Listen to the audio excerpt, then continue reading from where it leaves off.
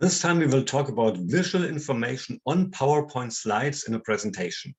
And here you can find one slide, one of my favorite slides, which I have shown in 2011, so more than 10 years ago in a science conference.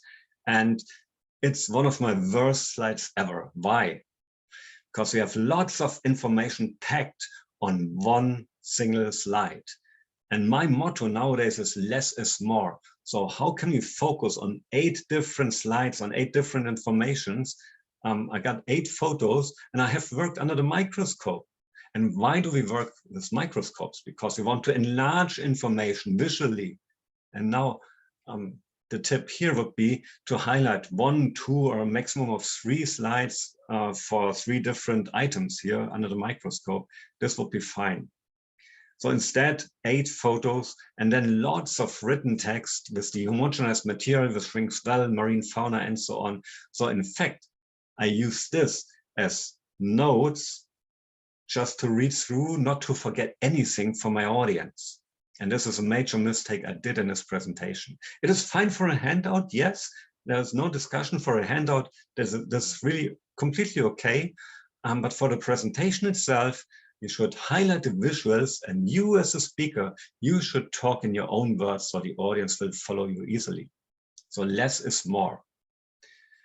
The second major mistake I made here is you find on the right side there is E11, E10, E8, E2, and so on. You got the different positions of the sediments here.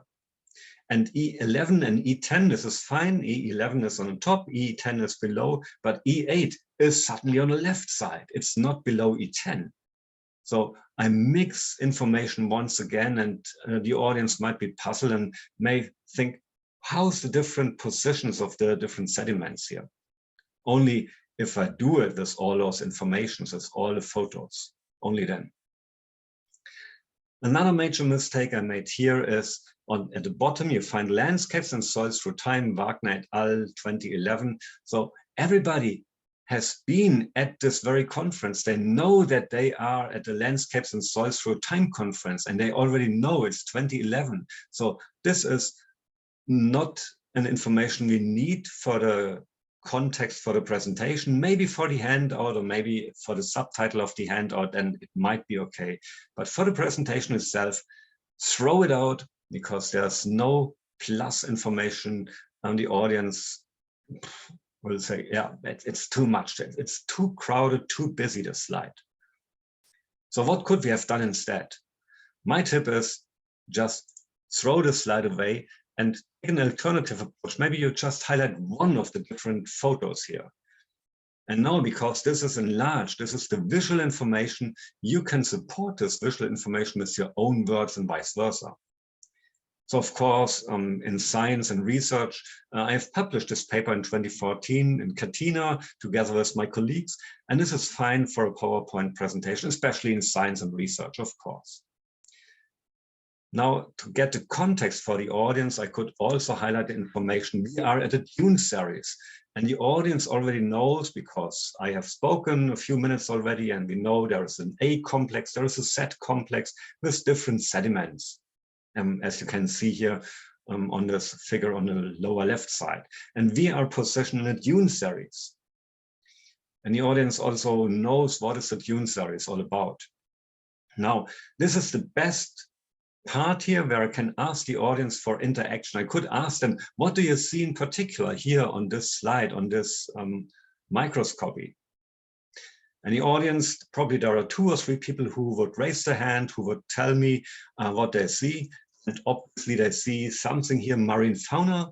And now we can discuss the marine fauna. What is the background information of marine fauna? And the conclusion we can highlight in a short sentence here. In this case, marine fauna proves coastal vicinity, because there are sediments which also have blown away by wind, but marine fauna would not be blown away by wind, at least not in this area here.